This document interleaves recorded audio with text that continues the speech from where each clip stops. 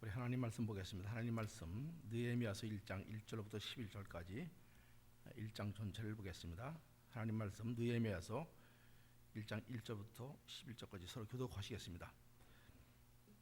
하갈의 아들 느헤미야의 말이라.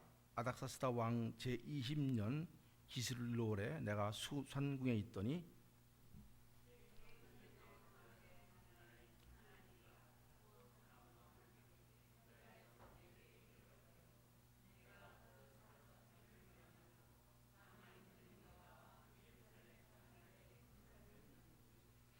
저희가 내게 이르되 사로잡히면 면하고 남은 자가 그 도에서 큰 환난을 만나고 능욕을 받으며 예루살렘 성은 회파되고 성문들은 소화되었다 하는지라.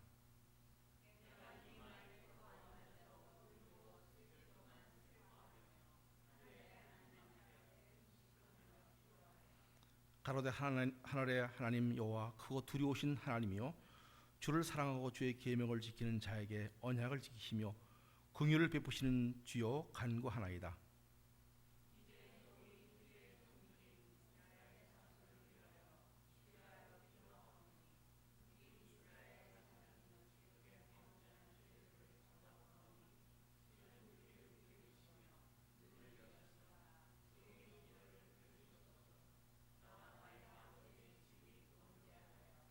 주를 향하여 심히 악을 행하여 주의 종 모세에게 주께서 명하신 계명과 율례와 규례를 지키지 아니하였나이다.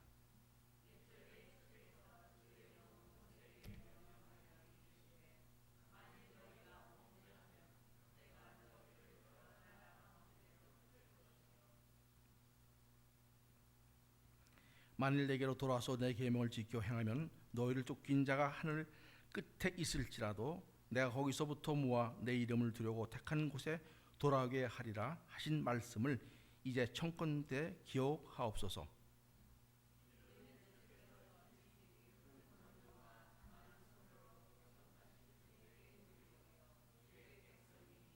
함께 있습니다.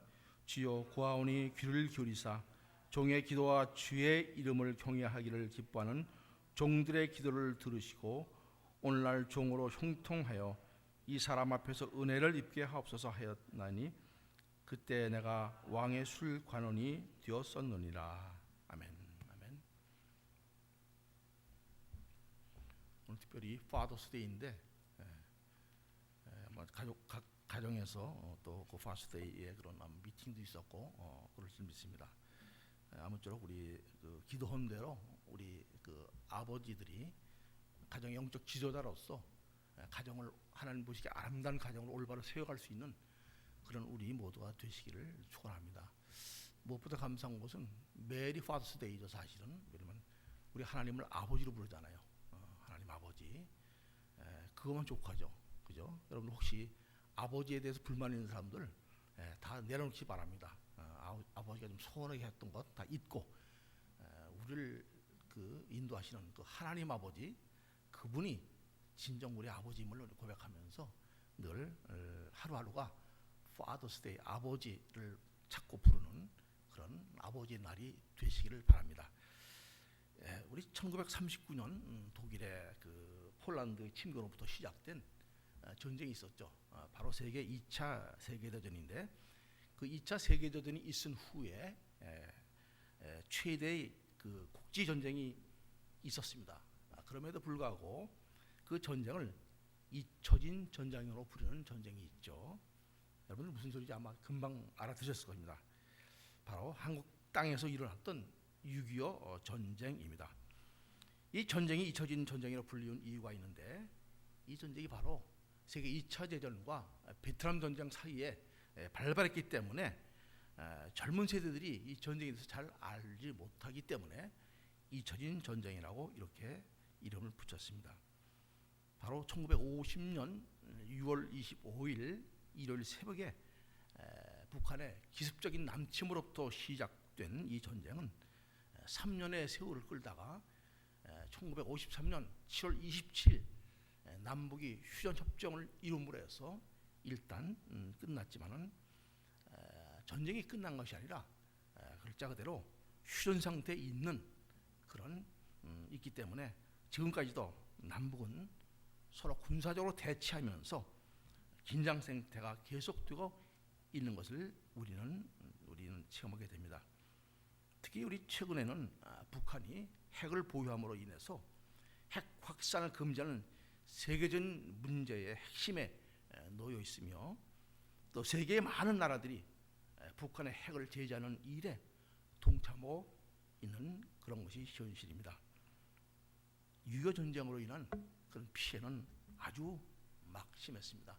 제가 그 보도자를 한번 쭉 통계자를 봤더니 정말 엄청난 피해가 있었던 것을 알 수가 있었습니다. 인명 피해 한 가지만 보더라도 우리 민간인과 군을 합하여 60만 명 이상이 사망을 했습니다. 이것은 실종자나 부상자를 제외한 그런 숫자죠. 전체 참전국이 있었는데 소련도 참전을 했고, 북한군, 또 유엔군, 또 한국군, 소련군까지 이렇게 모든 참전국의 사망자만 합하면 200만 명 이상이 그 전쟁으로 인해서 목숨을 잃게 됐다는 그런 통계가 남은 것을 볼 수 있었습니다.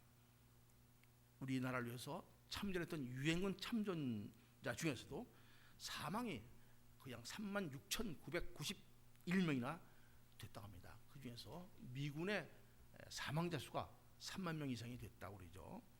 부상자가 11만 5,648명이 됐고, 실종됐거나 포로가 된 자가 7천 명 가까이 됐다는 그런 통계가 나와 있습니다.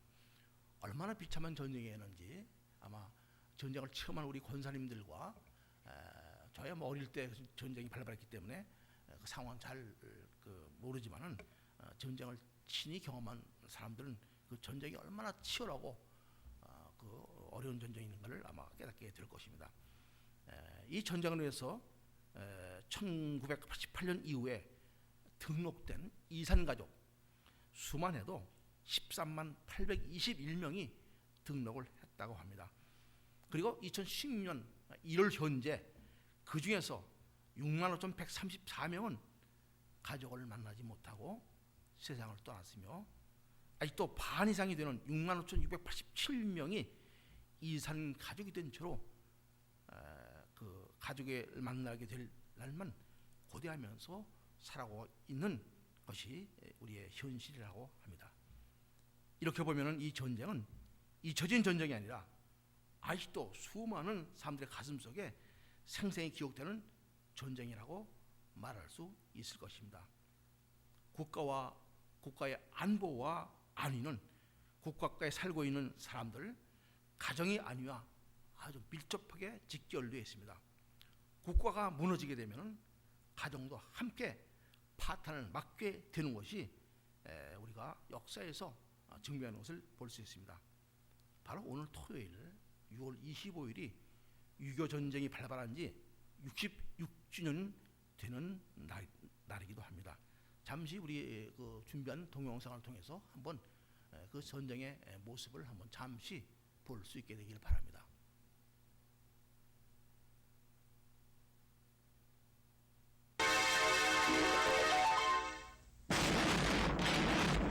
북한 공산군은 38도선 전역에서 북한 공산군의 기습 남침 앞에서 우리 정부와 국군은 속수무책일 수밖에 없었다. 정부는 대전, 대구를 거쳐 부산을 임시 수도로 정했고 국군은 대구 사수를 결의했다.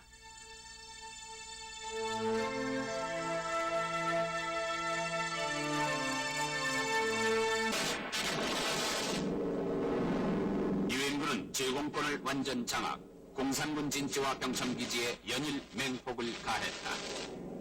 B-29의 융단 폭격, 공산군에게 있어 B-29는 실로 공포의 대상이었다.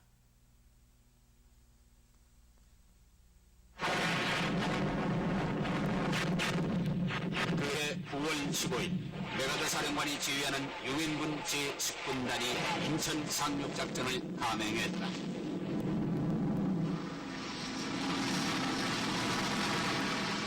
이 작전에는 함정 261척, 병력 7만 5천 명이 동원됐다. 이 작전의 성공으로 마침내 전세가 역전됐다.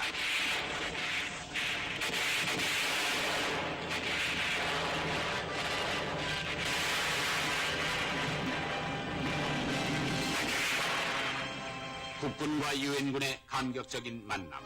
아군은 9월 28일 서울을 탈환했다. 10월 1일 국군과 연합군은 38도선을 돌파했다.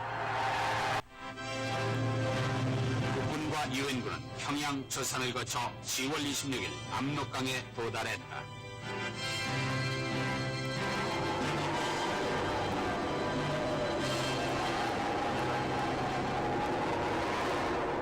(60만) 중공군의 인해 전술로 국군과 유엔군은 눈물을 머금고 부득이 후퇴하지 않을 수 없었다.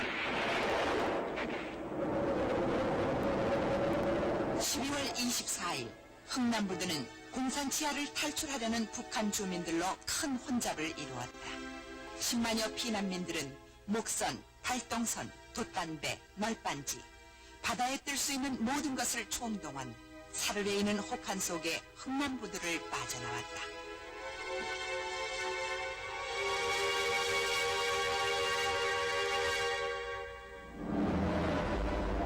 유난히도 추웠던 그해 겨울, 북한 주민들은 필사적으로 공산 치하를 탈출했다.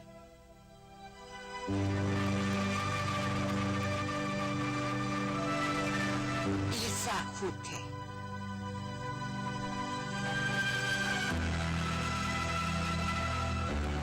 서울 시민들은 꽁꽁 얼어붙은 한강을 건너 또다시 피난길에 올랐다.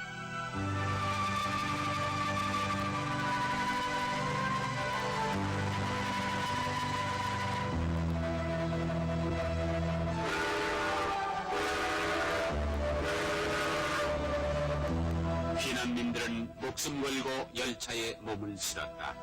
안전 따위는 생각할 겨를조차 없었다.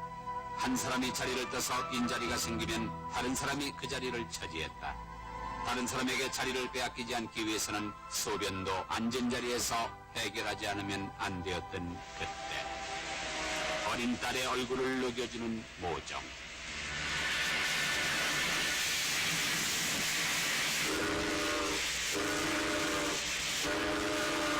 아들의 안전을 먼저 생각하는 부정.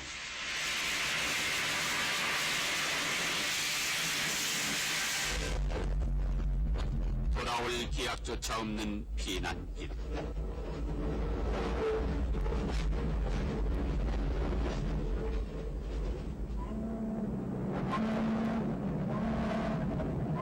항구 부산은 전국 각지에서 몰려든 피난민들로 북새통을 이루었다. 눈물의 피난살이가 또다시 시작됐다.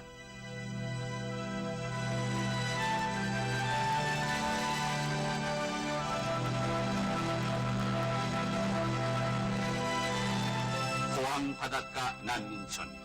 피난민들은 바닷가에 천막을 치고 고통스러운 나날을 견뎌야 했다.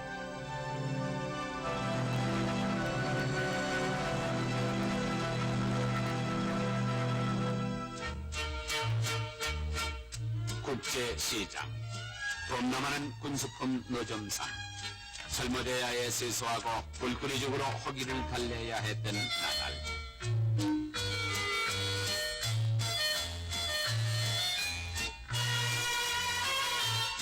대중가요 가사로 유명해진 40계단. 이 당시 유행했던 노래 고향이 그리워도 못 가는 신세는 북한 피난민들의 망향가가 되었고. 우리 권사님들은 좀 실감이 나시죠? 예? 다 겪었죠? 예, 네, 그러면 우리 장로님도 좀 기억이 나시죠? 예.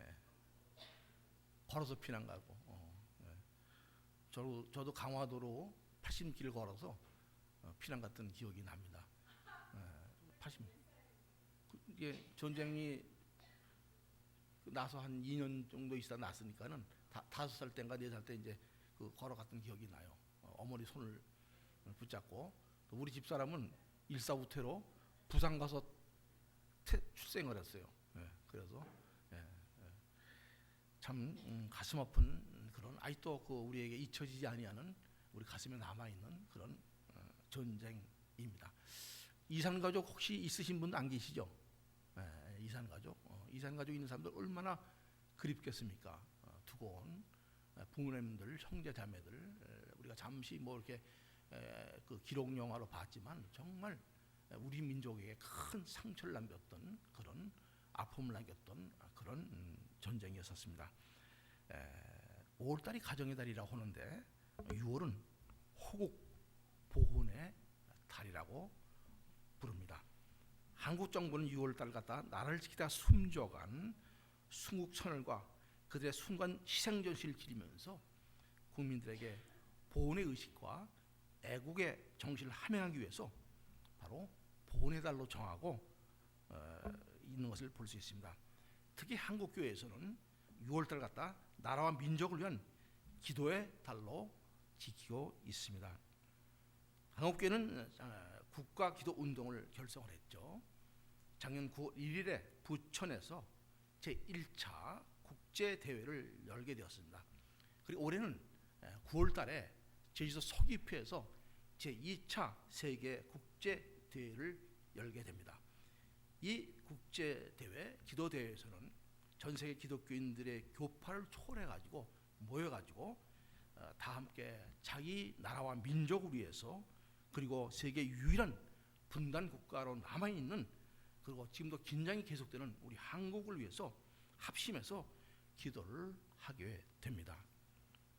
우리 역사를 보면은 한국 땅에 기독교가 전파되면서 나라가 위기에 처할 때마다 사랑하는 많은 민족 지도자들이 교회를 통해서 배출됐던 것을 볼 수가 있습니다. 우리가 3.1 운동만 해도 주축이 됐던 민족 지도자 33인 중에서 16명이 바로 크리스찬들이었다는 사실은 이를 잘 증명해 주고 있습니다. 우리 장로님이 이번에 오시면서 귀한 그 자료를 하나 책을 좀 주셨어요. 내가 봤더니 독립유공자들의 모든 그 기록을 담은 그런 이제 책인데 우리 국부가 되는 그 이승만 대통령에 대해서도 제가 이제 읽어봤더니 이승만 대통령이 배제학당 출신이죠, 그죠? 우리 장로님이 배제학당을 나오셨어요. 배제학당을 나오셨는데 그 학교 출신이 이승만 대통령인데 이 프린스턴도 공부를 하셨죠. 근데 이 이승만 대통령이 그 크리스찬인 것은 분명한데 그 대통령이 되기 전에 미국의 감리교 대표로 참석하셨더라고. 그러니까는 아주 독실한 한국에서 한국의 감리교 대표로 미국의 감리교 총회에 참석할 정도로 그렇게 신실한 그 신앙을 가졌던 분이 바로 이승만 대통령인 것을 제가 이번에 그 책을 보면서 알았어요. 이것을 보면서 정말 그 외에도 많은 사람들이 기독교 그 신앙을 가지고 나라를 위해서 목숨을 바쳐가면서 이렇게 독립을 이뤄냈던 그런 것을 볼 수가 있습니다. 하나님을 사랑하는 사람들, 그런 사람들은 나라와 민족을 사랑할 줄 압니다. 하나님은 그런 사람들을 세우셔서 하나님의 일들을 감당케 했음을 우리는 성경을 통해서 발견할 수가 있습니다. 이 말씀을 주면서 두 사람이 그런 모델 케이스가 있어요. 첫째 보면 그 모세죠, 모세. 우리 출애굽기 33장, 32장을 보면은 모세가 시내산에서 올라와서 이제 두 돌판 10계명을 받게 되죠. 하나님으로부터 10계명을 받은 그 모세가 산 아래 자기 백성들에게 내려봤더니 이 산 아래 있던 백성들은 금송아지를 만들어 가지고 금송아지가 바로 자기를 애굽 땅에서 인도하고 구원해낸 그런 신이라고 섬기는 장면을 목하게 됩니다. 엄청난 죄악을 그들은 범하고 있었던 것입니다. 모세는 이런 백성들의 죄악을 보면서 하나님께 그들의 죄를 사해달라고 간절히 중보 기도를 합니다. 만약에 하나님께서 그들의 죄를 사해주지 아니하신다면 하나님의 책에서 자신의 이름을 지워버려 달라고 이렇게 기도를 합니다. 출애굽기 32장 32절 말씀인데 한번 함께 읽어보겠습니다. 그러나 합의하시면 이제 그들의 죄를 사하시옵소서. 그렇지 않사오면 원컨대 주의 기록하신 책에서 내 이름을 지워버려 주옵소서. 자신의 생명을 내어놓고 백성들의 죄 사함을 위해 기도했다는 이 사실은 모세가 얼마나 자기 민족과 백성들을 사랑했는지를 아주 잘 말해주고 있습니다. 우리가 신약에 보면 또 사도 바울이 나오죠. 사도 바울은 자신의 동족인 유대인들이 사도 바울 자신을 배척하고 해치려고 했음에도 불구하고 만약 자기 민족 동족을 구원할 수만 있다면 자신은 저주를 받고 구원을 잃을지라도 그들을 구원코자 할 만큼 자신의 동족을 깊이 사랑하고 있었음을 볼 수가 있습니다. 로마서 9장 2절에서 그렇게 말하죠. 나의 형제 곧 고륙의 친척을 위하여 내 자신이 저주를 받아 그리스도에게서 끊어질지라도 원하는 바로다. 내 민족만 다 구원할 수가 있다면 나는 비록 저주를 받아서 그리스도에게서 끊어질지라도 그것을 택하겠다. 이렇게 고백하는 내용입니다. 저 여러분에게도 이런 영혼 구원을 위해 간절한 마음을, 애절한 마음을 품고서 내 가족, 내 민족, 더 나아가서는 미국 땅과 한국의 그 민족을 위해서 기도할 수 있는 그런 우리가 되어줄 줄로 믿습니다. 우리가 오늘 읽은 느헤미야서 말씀은 이스라엘 백성들이 제1차, 2차 바벨론의 포로에서 본토 포로 귀환이 이루어진 후에 일들을 기록하고 있는 그런 말씀입니다. 그러니까 에스라에 의한 2차 포로 귀환이 있은 뒤에 바로 13년이 지난 때에 있었던 느헤미야에서 이루어진 주도된 3차 포로 귀환의 과정들을 그 배경으로 하는 것이 바로 느헤미야서의 그런 말씀입니다. 2차 포로 귀환이 있은 뒤에도 오늘의 본문에 등장하는 느헤미야는 바사 제국에 그대로 머물러 있었습니다. 아마 미처 귀국을 못했든지 아니면 워낙에 그 바사 제국의 그 중요한 직책을 맡고 있기 때문에 그 일 때문에 귀환을 못했을 수도 있습니다. 그는 아닥사스다 왕의 신임을 받는 그런 술관원이었죠. 얼마든지 높은 지위를 누리면서 아무 걱정 없이 잘 살 수가 있는 그런 사람이었습니다. 그러나 그의 몸은 바사 제국의 왕궁에 있었을지라도 그의 마음은 언제나 고국 이스라엘과 신앙의 중심진 예루살렘과 자신의 민족들을 향해서 있었습니다. 오늘 우리는 느헤미야가 고국 이스라엘의 재건과 민족 회복을 위해서 역동적으로 쓰임받게 되는 과정을 우리는 말씀 통해서 살펴보도록 하겠습니다. 느헤미야의 기도가 제목인데 오늘 말씀에서는 내 나라와 민족을 위한 기도라고 이렇게 제목을 달았습니다. 오늘 본문을 보면은 우리가 발견할 수 있는 것이 하나 있는데, 첫째, 느헤미야는 자신의 나라와 민족을 늘 생각하는, 늘 관심을 갖고 있었던 그런 사람이었다는 그런 사실입니다. 느헤미야가 거하고 있던 바사의 수산궁은 예루살렘으로부터 한 1000km 정도 떨어진 곳에 있는 먼 곳이었습니다. 그러나 그는 고국을 생각하고 민족의 장렬에 대해서 관심을 기울이고 있었습니다. 그러던 중에 그의 형제 바로 하나니아가 하나니의 그 일행들이 예루살렘으로부터 왔다는 소식을 듣고서 신이 그들을 불러서 예루살렘에 관한 형편들을 묻습니다. 바로 오늘 본문 2절의 말씀의 내용들이죠.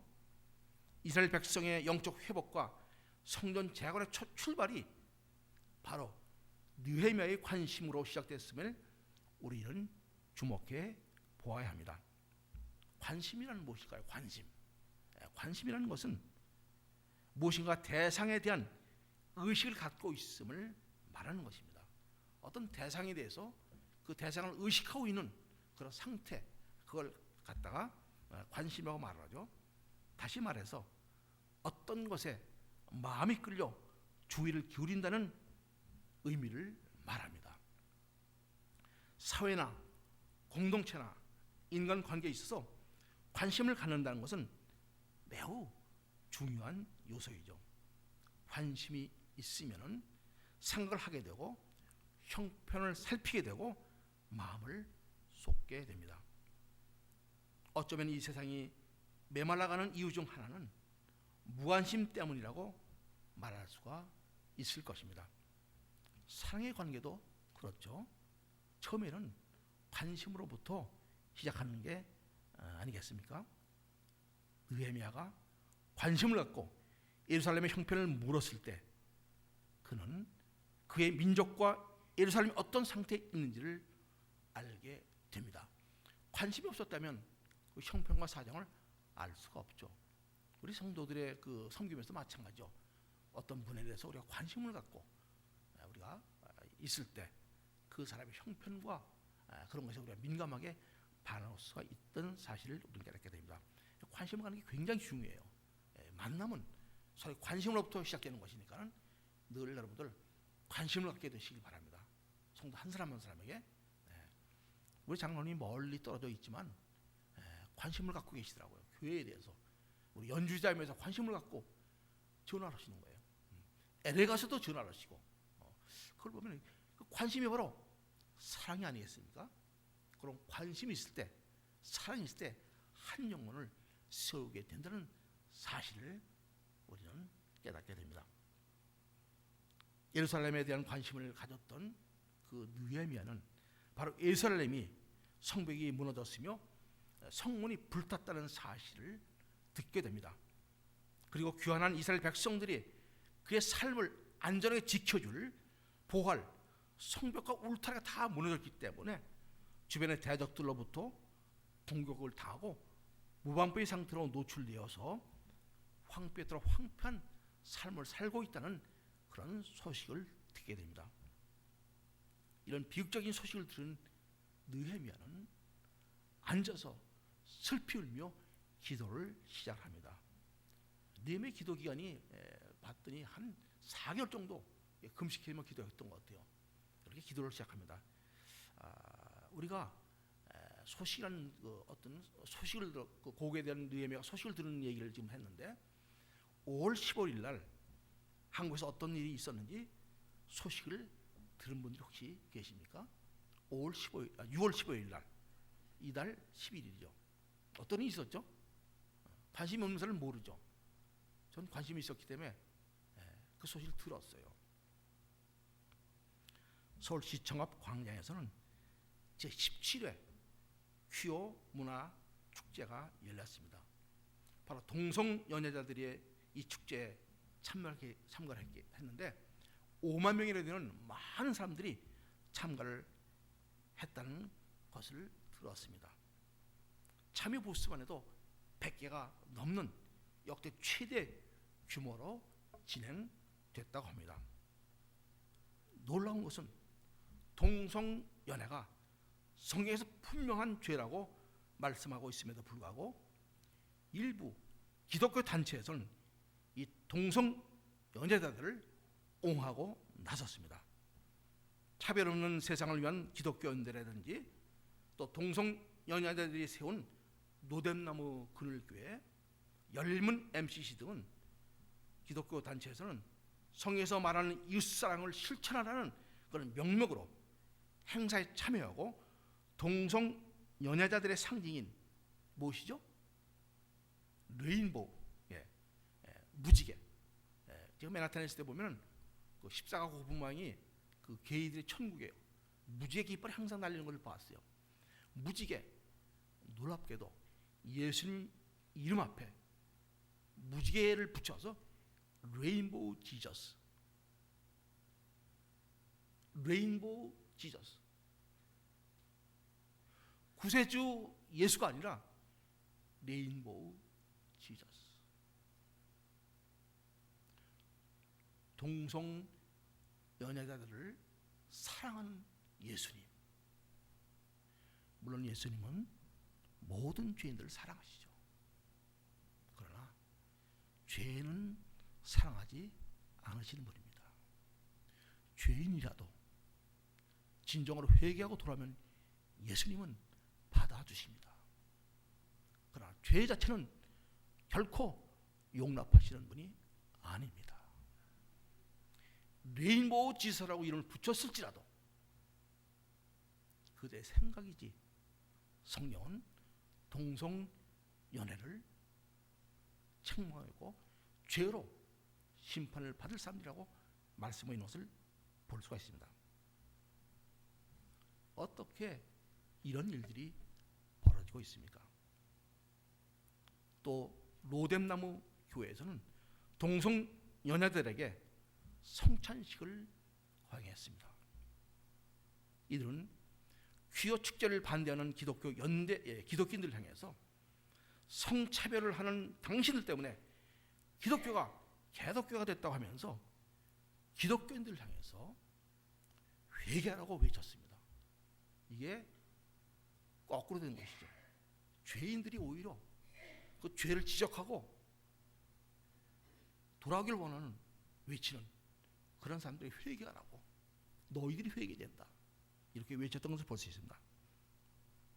이런 사실은 우리의 한국의 조국의 현실이 어떠한 상태인가를 아주 단편적으로 말해주고 있게 됩니다.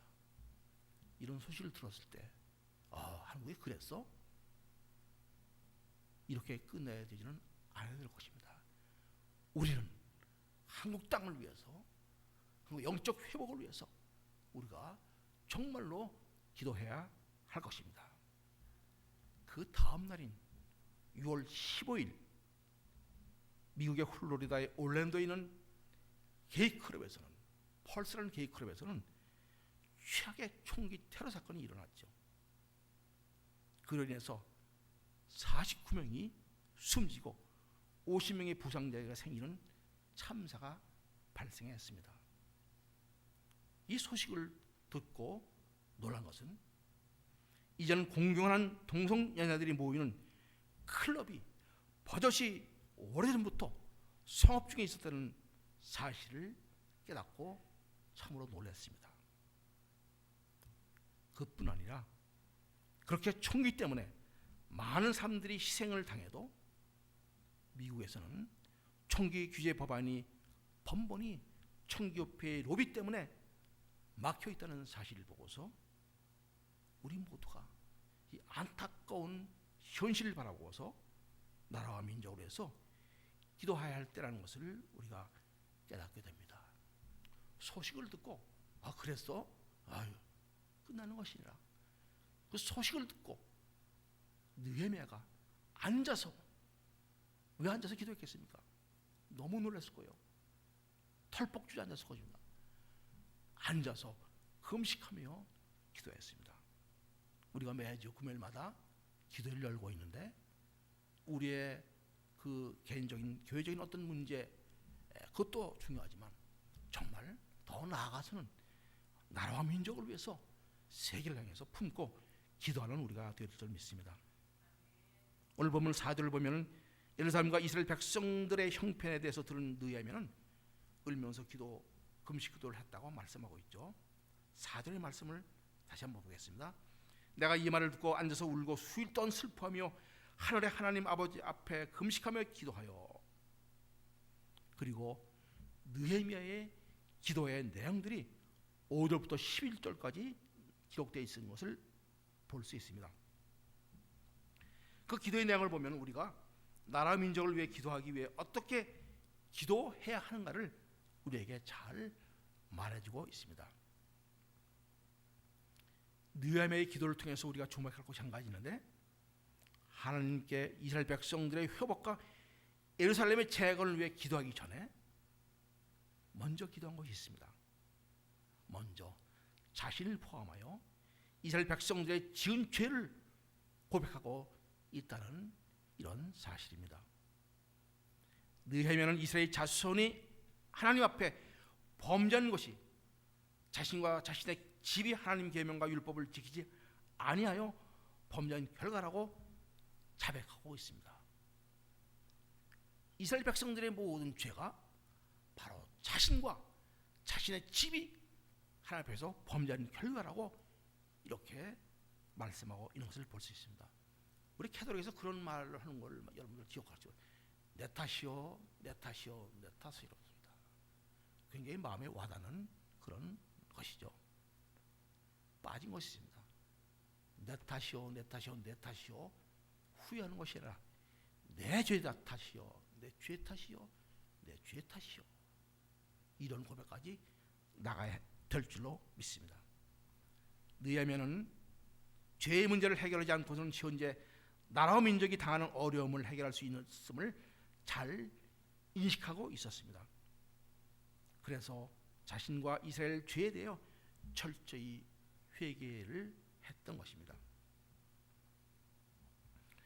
우리 에스라서 9장 6절을 보면 2차 포로 교환을 인도했던 학사 에스라도 이스라엘 백성들을 위해서 하나님 앞에서 중보기도를 하게 되는데 먼저 자신의 죄를 인정하고 자복하는 기도를 드렸다는 사실을 발견할 수가 있습니다. 자막에는 나오지 않지만 제가 읽어보겠습니다. 에스라서 9장 6절 말씀입니다. 말하기를 나의 하나님이여 내가 부끄러워 낯이 뜨듯하여 감히 나의 하나님을 향하여 얼굴을 들지 못하오니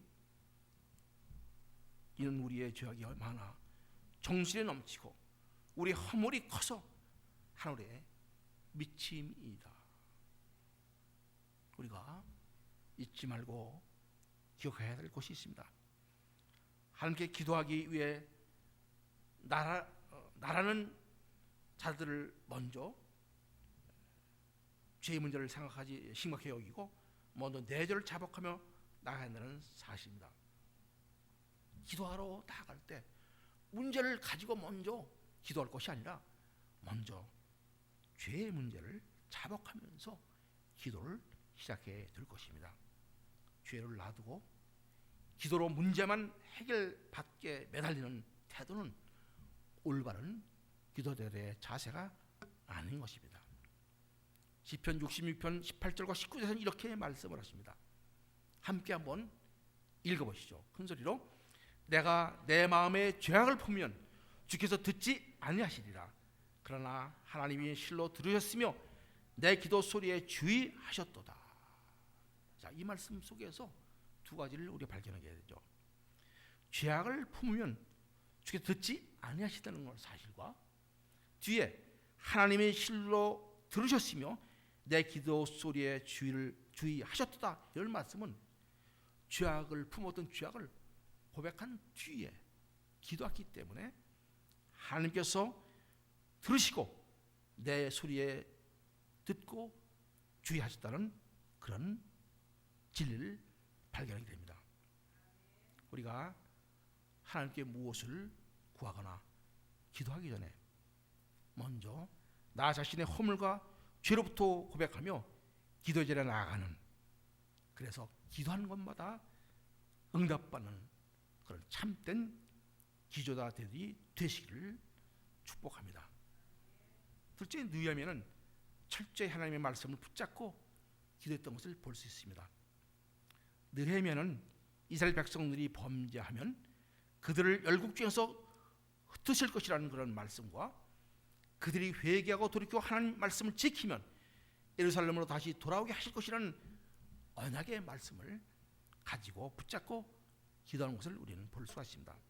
바로 8절과 9절에 있는 그런 내용들이죠. 이 8절과 9절에 있는 내용들은 바로 신명기 3와 있는 말씀과 레위기에 있는 말씀을 인용한 그런 말씀입니다. 하나님께서 언약하셨다는 이 말씀을 다시 한번 우리가 함께 보시겠습니다. 먼저 레위기 20장 33절의 말씀이죠.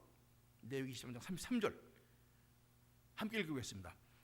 내가 너희를 열방지에 흩을 것이요 내가 칼을 빼어 너희를 따르게 하리니 너의 땅이 황무하여 너의 성읍이 황폐하리라. 하나님의 말씀 쫓지 않고 율례를 따르지 않은 사람들, 그런 사람들은 하나님께서 열방지에 흩으실 것으로 분명히 레위기서에서 말씀하셨습니다. 그러니까 다시 말해서 느헤미야가 기도했던 이스라엘 민족들이 바벨론에 흩어짐을 당했던 이유 중에 하나가 여기에 기인한 것이죠. 하나님의 말씀을 듣지 아니하고 율례를 따르지 않았기 때문에 그들은 흩어짐을 당하게 됐다는 그런 사실입니다. 또 신명기 30장 2절부터 4절까지 보면은 이렇게 말씀을 합니다. 제가 읽어보겠습니다. 너와 내 자신이 내 하나님 여호와께로 돌아와 내가 오늘날 내게 명하는 것을 온전히 따라서 마음을 다하고 성품을 다하여 여호와의 말씀을 순종하면 내 하나님 여호와께서 마음을 돌이키시고 너를 긍휼히 여기사 너를 흩으신 그 모든 백성 중에 너를 모으시리니. 우리 4절 말씀 한번 같이 읽어보죠. 너희 쫓겨간 자들이 하늘가에 있을지라도 내 하나님 여호와께서 거기서 너를 모으실 것이며 거기서부터 너를 이끄실 것이라. 하나님 말씀을 거역해서 쫓겨가서 하늘 끝 세상 끝에 놓였을지라도 하나님을 말씀을 다시 기억하고 돌아오는 사람들, 마음을 돌이키고 돌아오는 사람들을 하나님이 다시 불러서 인도하실 때는 그런 말씀입니다. 바로 느헤미야가 이 말씀, 이 신명의 말씀과 이 말씀을 붙잡고 레위기 말씀 붙잡고 기도했던 것을 볼 수 있습니다. 느헤미야는 나라와 민족으로 해서 기도하면서 결코 자신의 생각을 일방적으로 구하지 않았습니다. 하나님이 이미 말씀을 통해 연약하신 말씀을 의지하면서 기도했습니다. 기도의 궁극적인 목적은 내 뜻을 이루는 것이 아님을 우리는 명심해야 합니다. 기도는 하나님의 약속이 하나님의 뜻이 이 땅에서 이루어지도록 하는 것임을 우리가 꼭 기억하게 되시기를 바랍니다. 그렇기 때문에 하나님의 뜻이 무엇인지 먼저 하나님께 묻고 하나님의 말씀을 통해서 응답을 받아야 합니다. 우리가 무슨 일을 하든지 무엇을 위해 기도하든지 먼저 하나님의 뜻을 묻고 하나님이 주시는 응답을 기다릴 수 있는 우리 모두가 되시기를 바랍니다.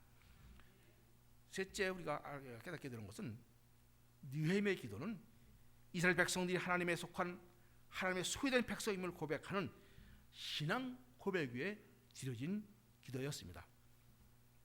오늘의 본문 느헤미야서 1장 10절의 말씀입니다. 이들은 주께서 아직 큰 권능과 강한 손으로 구속하신 주의 종이요 주의 백성이니이다. 느헤미야는 이스라엘 백성들이 하나님의 언약에 의해 맺어진 하나님의 소유된 백성이라는 사실에 근거해서 자신들이 하나님 앞에 내설 것인 아무것도 없지 할지라도 하나님의 소유가 된 백성이기 때문에 하나님이 그냥 내버려 두지 않으실 것이라는 것을 믿고 담대히 하나님 앞에 기도했던 것입니다. 여러분 잊지 마시길 바랍니다. 하나님은 우리를 주님의 핏값으로 사셔서 하나님의 소유된 백성으로 하나님의 자녀로 삼으셨습니다. 우리 암송하고 있는 베드로전서 2장 9절의 말씀 우리가 잘 알죠. 오직 너희는 택하신 족속이요 왕같은 제사장들이요 거룩한 나라요 그의 소유된 백성이니. 성도 여러분, 무슨 일을 만나든지 어떤 상황에 처했을지라도 결코 나약해지거나 주저하거나 망설이지 마시길 바랍니다. 나는 하나님께서 필요하신 소유된 백성됨을 선포하고 담대히 나갈 수 있게 되시기를 바랍니다. 예수님의 보혈만이 세상을 이길 수 있습니다. 우리는 예수님의 보혈로 하나님의 자녀된 그런 백성입니다. 하나님의 소유입니다.